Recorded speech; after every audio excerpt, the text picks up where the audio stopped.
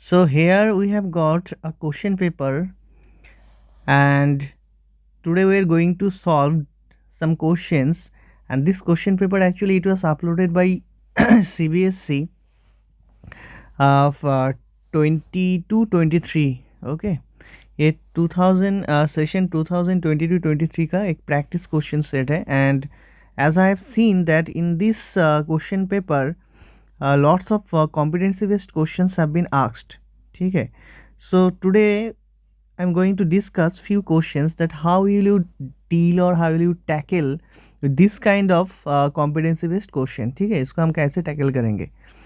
तो देखो इसमें 2 मार्क्स का जो सेक्शन बी का 2 मार्क्स का क्वेश्चंस है. इसमें देखो फर्स्ट जो क्वेश्चन दिया हुआ है 17 नंबर जो क्वेश्चन, देखो क्वेश्चन क्या है, given below is the karyotype of an individual. ठीक है, तो एक इंडिविजुअल का कैरियोटाइप इसमें दिया हुआ है. कैरियोटाइप मतलब क्या होता है, ये एक क्रोमोसोम का रिप्रेजेंटेशन, मतलब एक क्रोमोसोम देखो इसमें रिप्रेजेंटेड है. तो देखो इसमें ये क्या है, नंबर 1 दिया हुआ है, मतलब ये फर्स्ट क्रोमोसोम ये, and this is 1 dash. Okay, just like this, मतलब pair of chromosomes are given. तो अब देखो 22 पेयर तक तो ठीक है. अब देखो इसमें क्या है, एक्स है, only X is there and there is no chromosome.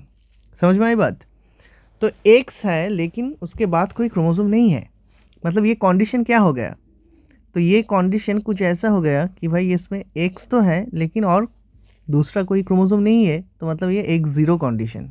ठीक है, मतलब इधर क्या हुआ है, there is loss of chromosome. ठीक है, क्या हुआ है, लॉस ऑफ क्रोमोसोम. ठीक है, लॉस ऑफ क्रोमोसोम. तो हमको पता है कि ऐसा अगर गेन और लॉस ऑफ क्रोमोसोम होता है तो इसको बोलते हैं ये क्रोमोसोमल डिसऑर्डर है. क्या है ये है क्रोमोसोमल डिसऑर्डर. ठीक है, ये है क्रोमोसोमल डिसऑर्डर. समझ में आई बात. एक होता है मेंडेलियन डिसऑर्डर, ठीक है, जो म्यूटेशन के वजह से होता है, और ये होता है chromosomal disorder and it happens due to gain और loss of chromosome. Okay, gain और लॉस ऑफ क्रोमोसोम. तो इस क्वेश्चन में इस कैरियोटाइप से हम देख सकते हैं कि इसमें एक क्रोमोसोम कम है, मतलब इसमें कितना क्रोमोसोम है, ह्यूमन में 45 क्रोमोसोम्स आर देयर. ठीक है, कितना क्रोमोसोम है, 45. तो ये जो गेन और लॉस ऑफ क्रोमोसोम होता है ना, इसको बोलते हैं एन्यूप्लॉयडी. क्या बोलते हैं इसको, एन्यूप्लॉयडी बोलते हैं. ठीक है, इसको बोलते हैं aneuploidy. Okay, already you have studied. तो अब देखो ये जो एक्स जीरो कंडीशन है इसको हम क्या बोलेंगे, ये एक डिसऑर्डर है, chromosomal disorder, x zero condition. इसको बोलते हैं टर्नर्स सिंड्रोम. क्या बोलते हैं इसको, टर्नर्स सिंड्रोम. ठीक है, अब देखो टर्नर्स सिंड्रोम में जो इंडिविजुअल होता है, जो पर्सन होता है ना, उसका क्या होता है, फर्स्ट ऑफ ऑल देखो एक जीरो कंडीशन है, मतलब ओनली 1 एक्स क्रोमोसोम, तो उसका जो ओवरी का जो डेवलपमेंट वो ठीक से नहीं होगा.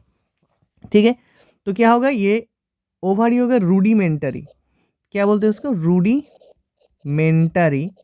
रूडिमेंटरी ओवरी बोलते हैं इसको. ठीक है, रूडिमेंटरी ओवरी. तो ओवरी रूडिमेंटरी होगा तो क्या हो जाएगा, वो जो पर्सन है वो स्टेराइल होगा.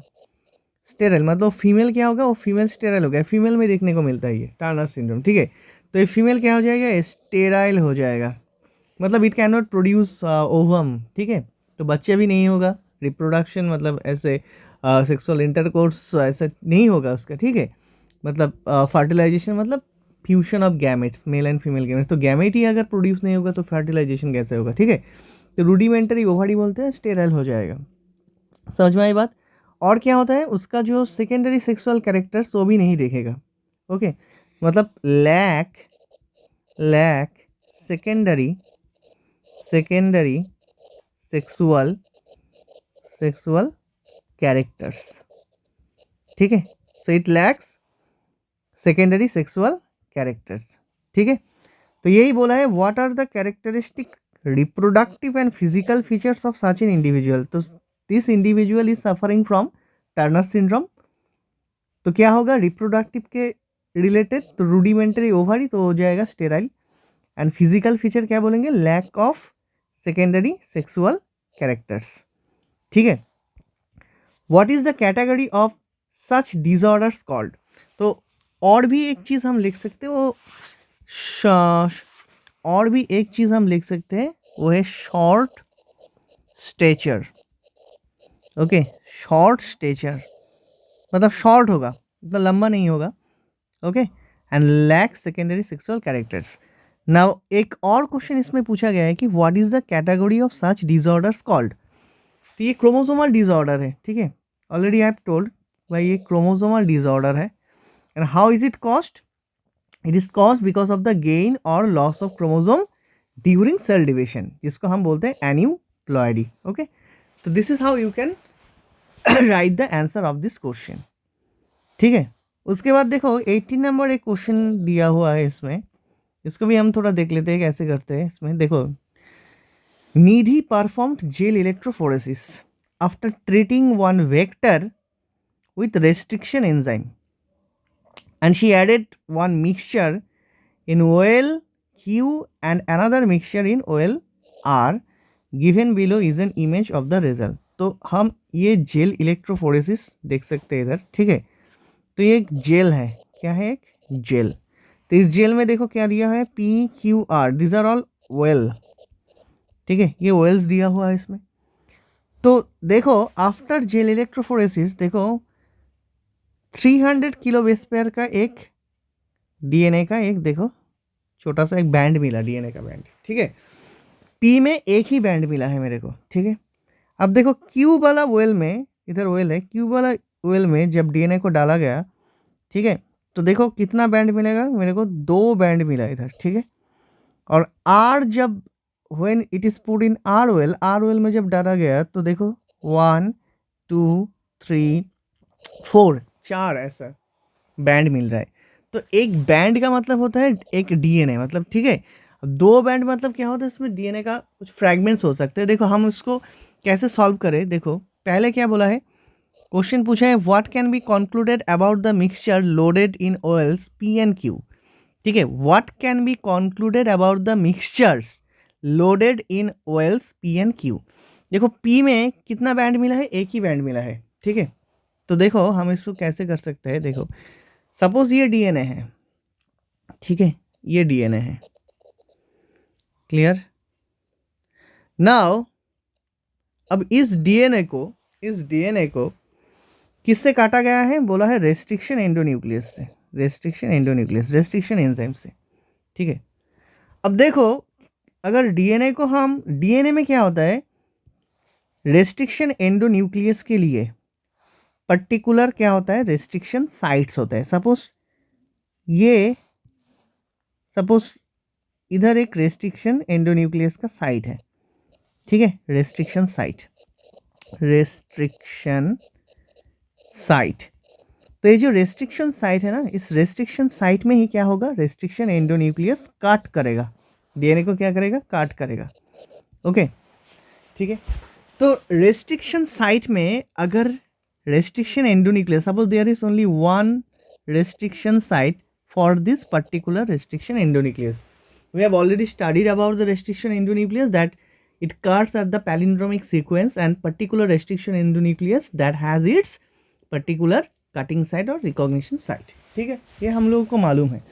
तो अगर रेस्ट्रिक्शन एंडोन्यूक्लियस इधर कट लगाएगा तो क्या हो जाएगा, ये डीएनए जो है ना वो क्या हो जाएगा, ऐसे फ्रैगमेंट बन जाएगा, ठीक है। डीएनए का क्या मिलेगा, फ्रैगमेंट।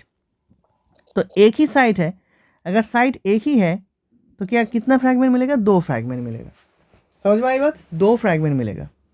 तो अगर इसको हम जेल इलेक्ट्रोफोरेसिस करें, ठीक है, तो इस जेल में आफ्टर इलेक्ट्रोफोरेसिस देखो इस जेल में मेरे को कितना बैंड मिलेगा, देखो 1 फ्रैगमेंट 2 फ्रैगमेंट है, तो मेरे को कितना बैंड मिलेगा, 2 बैंड मिलेगा। हाउ मेनी बैंड्स, 2 बैंड मिलेगा मेरे को। समझ में आई बात। तो ये जो क्यू है ना, क्यू में देखो क्या बोला है, ये जो क्यू है इस क्यू में मेरे को कितना बैंड मिला है, 2 बैंड, ठीक है। So what can be concluded, it can be concluded that in that vector, in that DNA, vector मतलब एक डीएनए ही है, there is a particular restriction site and on that restriction site a particular restriction enzyme cut and 2 fragments are formed. Okay, that's why we have got 2 DNA bands, okay, in the gel. अब P में देखो कितना band है, P में एक ही band है, तो एक ही बैंड मतलब क्या है, एक ही बैंड मतलब उधर काट हुआ ही नहीं, ठीक है। तो ये रेस्ट्रिक्शन एंडोन्यूक्लियस मतलब क्या है, ये डीएनए था, ठीक है। तो डीएनए में हमने रेस्ट्रिक्शन एंडोन्यूक्लियस डाला, ठीक है, क्लियर, रेस्ट्रिक्शन एंडोन्यूक्लियस डाला गया मिक्सचर में, but the thing is that ये रेस्ट्रिक्शन एंडोन्यूक्लियस का कोई कटिंग साइट ही नहीं था, ठीक है। अगर कोई कटिंग साइट नहीं है, अगर कोई कटिंग साइट नहीं है तो ये तो कट नहीं करेगा ना, ठीक है। So if there is no cut तो नो फ्रैगमेंट, कोई फ्रैगमेंट ही नहीं होगा। तो जेल में देखो क्या होगा, कितना बैंड आएगा, एक ही बैंड आएगा जेल में, कितना बैंड आएगा, एक ही बैंड आएगा, ठीक है। और देखो बैंड का साइज देखो कितना है, 300 किलो बेस पेयर, मतलब बहुत बड़ा है, ठीक है।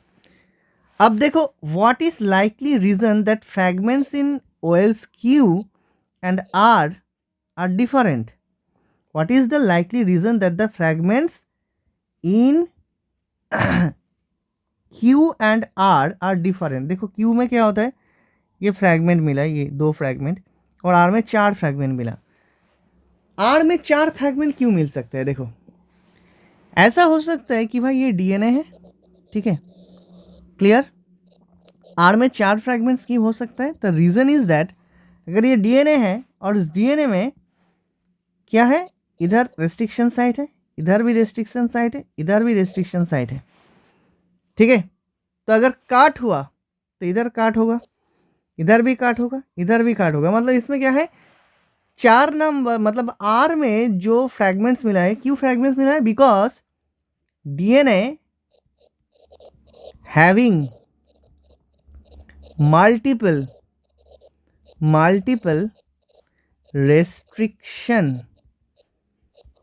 साइट्स, ठीक है, DNA having multiple restriction sites. तो अगर इसमें मल्टीपल रेस्ट्रिक्शन साइट है तो क्या होगा, मल्टीपल फ्रैगमेंट्स भी तो मिलेगा, ठीक है। अगर इसमें मल्टीपल रेस्ट्रिक्शन साइट है तो क्या मिलेगा, मल्टीपल फ्रैगमेंट्स मेरे को देखने को मिलेगा, ठीक है। इसमें कोई रेस्ट्रिक्शन साइट ही नहीं है, अगर कोई रेस्ट्रिक्शन साइट नहीं है तो एंडोन्यूक्लियस काट नहीं करेगा, तो एक ही बैंड आएगा। इसमें एक ही रेस्ट्रिक्शन साइट है तो रेस्ट्रिक्शन एंजाइम एक ही जगह पर काट करेगा, तो 2 फ्रैगमेंट मिल रहा है। इसमें मल्टीपल रेस्ट्रिक्शन साइट है, कौन सा वाला, ये आर वाला, ठीक है, मल्टीपल रेस्ट्रिक्शन साइट से, तो क्या मिल रहा है मेरे को, मल्टीपल ऐसा फ्रैगमेंट्स मिल रहा है। Okay, so this is how you can do the answer of this question. Okay, so in next video I'll discuss some more questions, how will you tackle this kind of competency based question.